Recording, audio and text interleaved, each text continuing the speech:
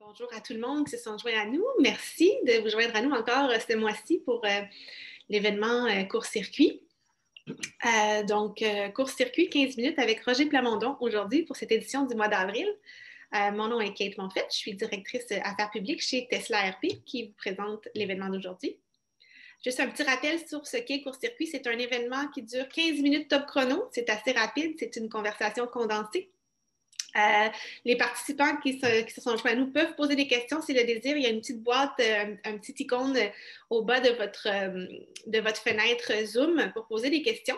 Si on a la chance de s'y rendre, je les inclurai dans la conversation. Mais si jamais il y a des questions qui restent en suspens, qui n'ont pas trouvé réponse dans la conversation, je m'engage à répondre à tout le monde là, à la suite de l'événement. Ou n'hésitez pas à nous envoyer vos questions, commentaires ou tout autre contenu par courriel à tout moment, comme vous le désirez.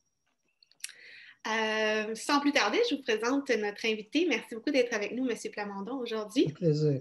Donc, Roger Plamondon, j'ai envie de vous présenter tout d'abord comme un grand passionné de Montréal qui croit beaucoup en l'avenir, très optimiste et qui croit vraiment au développement là, du centre-ville puis des opportunités pour l'avenir de Montréal. Je crois que vous avez une belle vision pour Montréal à partager. Donc, vous êtes président de développement immobilier et acquisition pour le groupe immobilier Brocolini. Vous cumulez plus de 40 années d'expérience dans les domaines de l'immobilier et du développement. Vous avez un baccalauréat de l'UQAM, un MBA en finance de l'Université de Montréal et vous êtes aussi diplômé du programme Accelerated Leadership de l'école de gestion de l'Emory University à Atlanta. Donc, en tant que président, développement immobilier et acquisition, vous jouez un rôle crucial dans l'acquisition des propriétés, dans la négociation des contrats et dans le développement des actifs de l'entreprise. Donc, bienvenue aujourd'hui à Court-Circuit. Merci, Pierre. C'est un plaisir d'être ici. Merci.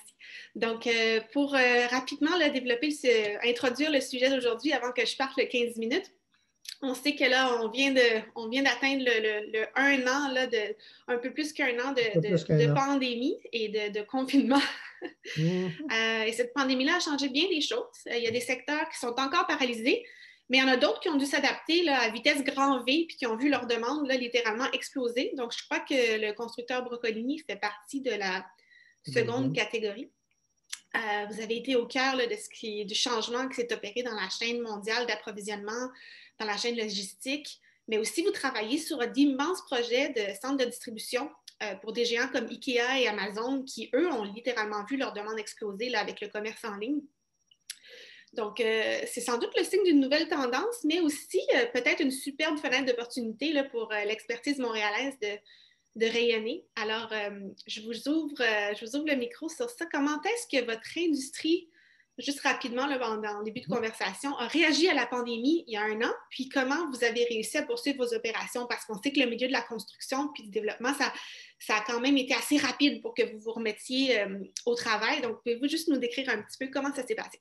Oui, le secteur s'est mobilisé. Le secteur de la construction s'est très rapidement mobilisé et on a vite compris que il fallait se regrouper ensemble et trouver des moyens de convaincre Santé publique et de convaincre le gouvernement que nous pouvions créer un environnement sain pour nos employés et éviter que le gouvernement ferme le secteur de crainte qu'il y ait des éclosions.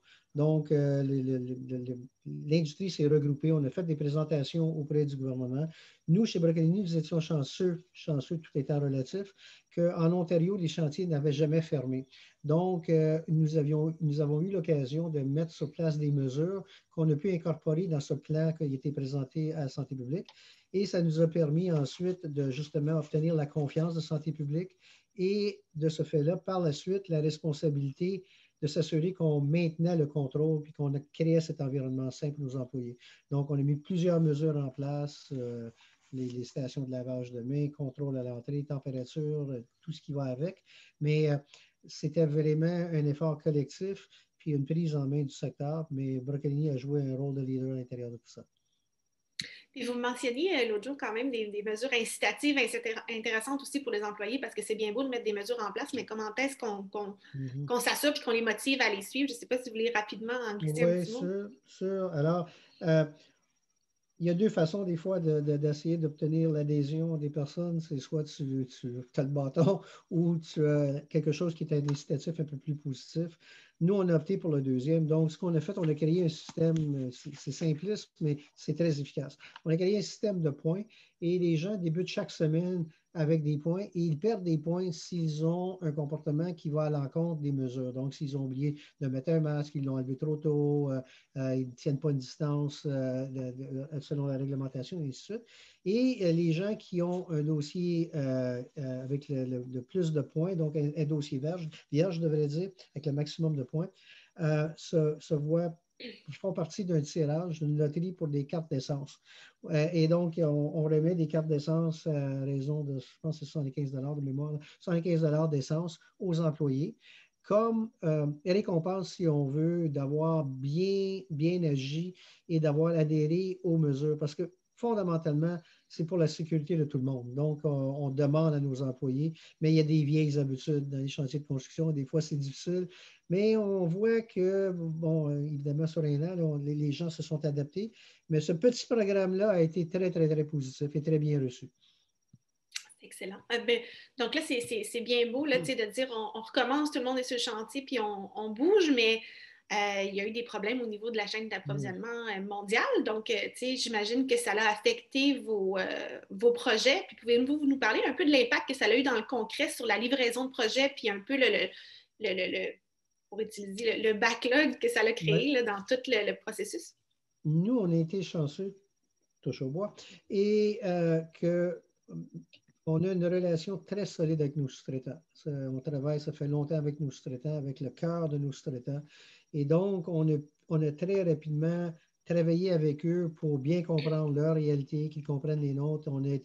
Et ensuite, on a modifié, dans la mesure où on pouvait, les cédules pour pouvoir justement compenser s'il y avait pénurie, soit de main-d'œuvre, parce que c'est arrivé dans certains sous-traitants que les employés sont tombés malades. Donc, comment on était capable de travailler alentour pour essayer de voir comment on pouvait agencer les agendas de tout le monde par rapport aux matériaux, qu'est-ce qu'ils pouvaient faire, on pouvait déplacer certaines choses. Puis, c'est là où les 72 ans d'expérience de Broccolini, dans comment gérer une cédule et d'avoir des équipes qui, ça fait très longtemps qu'ils sont avec nous, donc ils comprennent et qui peuvent réagir très rapidement. Ça nous a aidé à minimiser. A-t-on été parfait? Absolument pas. Est-ce que ça a causé des problèmes, des défis? Absolument. Mais somme toute, on a aujourd'hui, on est en mesure de pouvoir dire qu'on a rattrapé tout ce qu'il y avait comme problématique. On est resté sur les cédules et ça, c'est grâce à la grande coopération de nos employés, nos sous-traitants et la collaboration où tout le monde a travaillé ensemble pour atteindre des buts communs. Donc là, vous êtes en train de me dire que des projets là, de plusieurs millions de dollars ont réussi à atterrir à temps malgré tout ça? Et je ne te dis pas qu'ils sont atterrés à temps parce qu'ils sont encore en construction et il y a encore un défi aujourd'hui. Le défi est différent du défi du début de la pandémie, mais on est toujours selon la cédule. On maintient la cadence de notre cédule. Ça a demandé des fois des efforts supplémentaires, mettre un corps de travail ou prolonger des heures pour essayer de rattraper, mais nous avons, au moment où on se parle, on a réussi à rattraper la cadence originalement prévue des projets qui étaient en chantier ou qui ont débuté pendant la pandémie.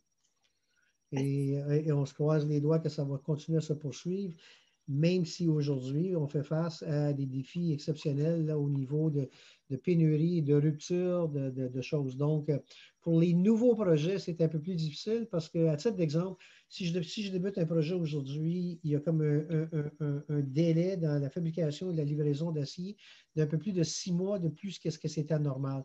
Donc là, il faut que j'essaye de voir comment on est capable, pas moi, mais c'est notre équipe de construction, là, parce que moi, je n'ai pas de mérite là-dedans, mais notre équipe de construction qui est vraiment superbe, à voir comment ils peuvent agencer pour rencontrer les exigences de nos clients, ces exigences-là étant toujours d'être plus rapides et de trouver des façons plus innovantes pour être encore plus rapides.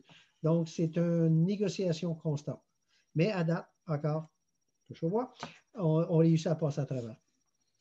Excellent. Puis, tu sais, Montréal était vraiment, là, avant que la pandémie frappe, là, était vraiment sur une lancée. Là. On voit là, les projets qui se multipliaient au centre-ville. Pensez-vous que la pandémie va avoir mis un frein à cette explosion d'ambition-là pour le centre-ville, puis tous ces projets-là?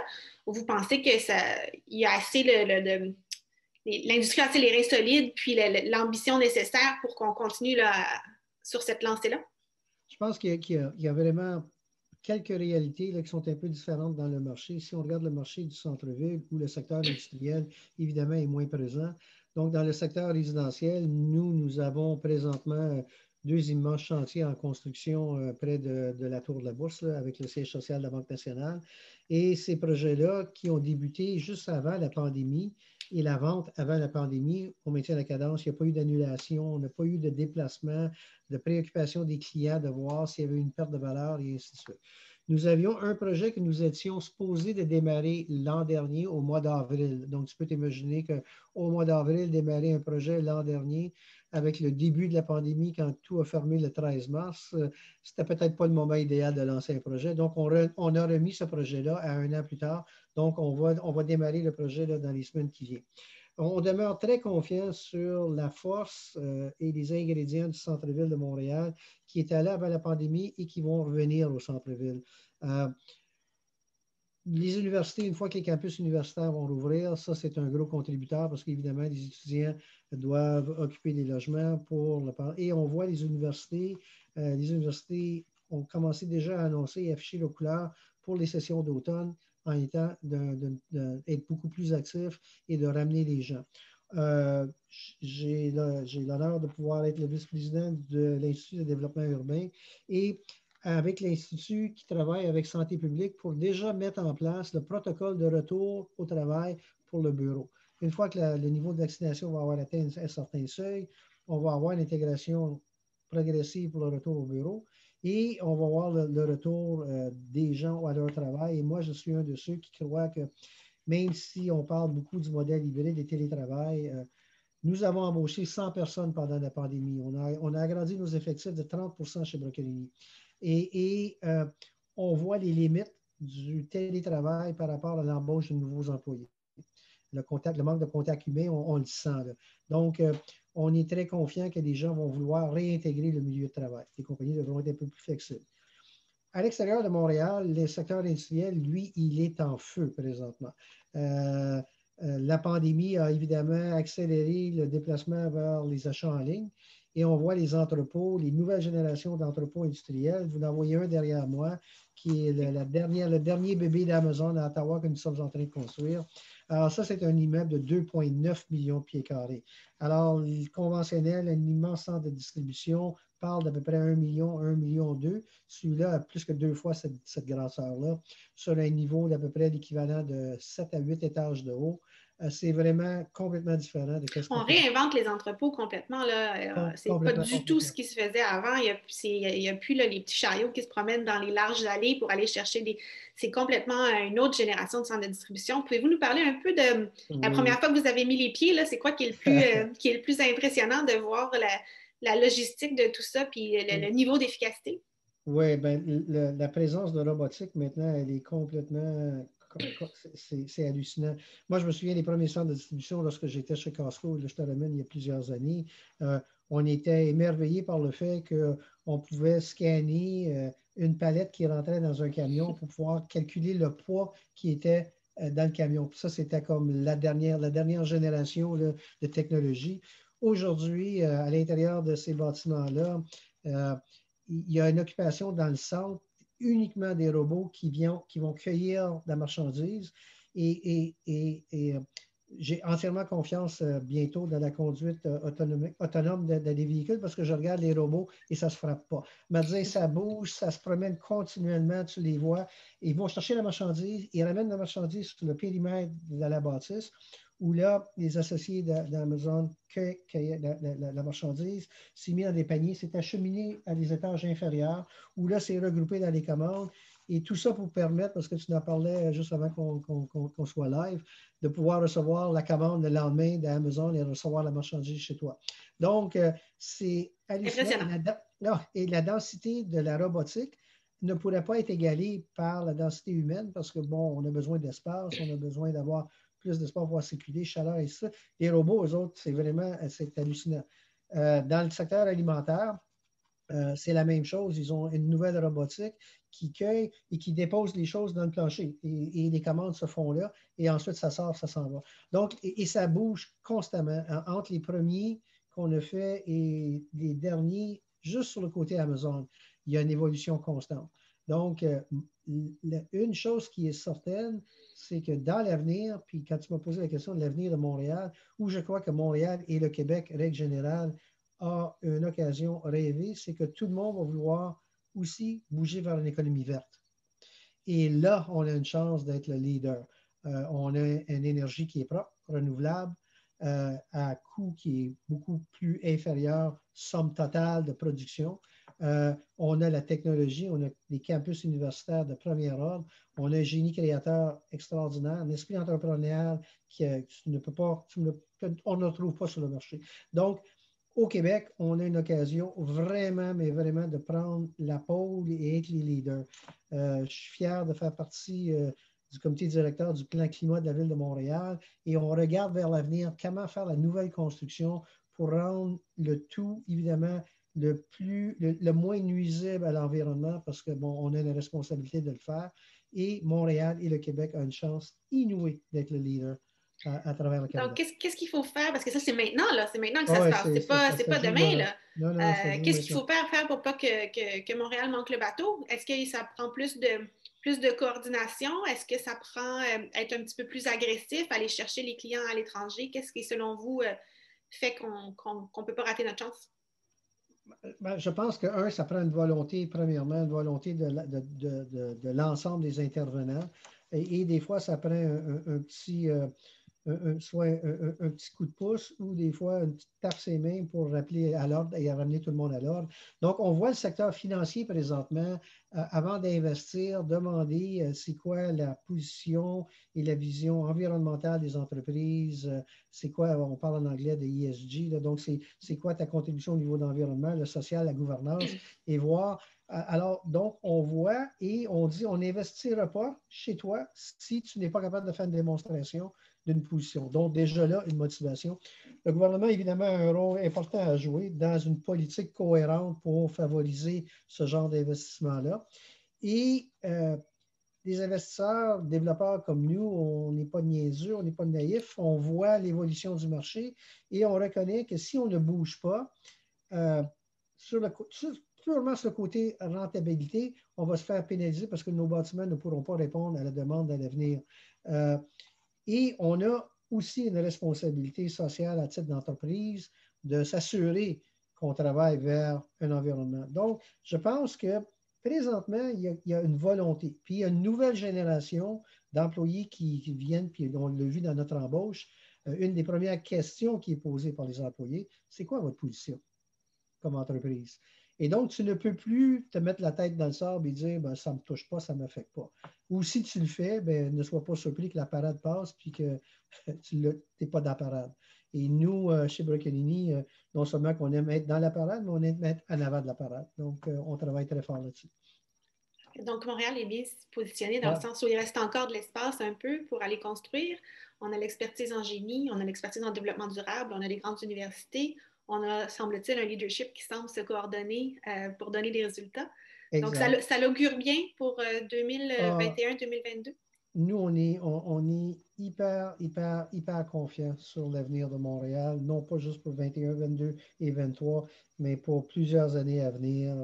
Je pense que les dépenses qui ont été faites dans toute l'infrastructure alentour de Montréal pour rendre Montréal beaucoup plus accessible, le pont Champlain, Turcot et tout ça, ça a causé énormément de problèmes, les cônes oranges et tout ça, mais ça nous amène une infrastructure qui nous met dans une position avantageuse quand on se compare à Toronto.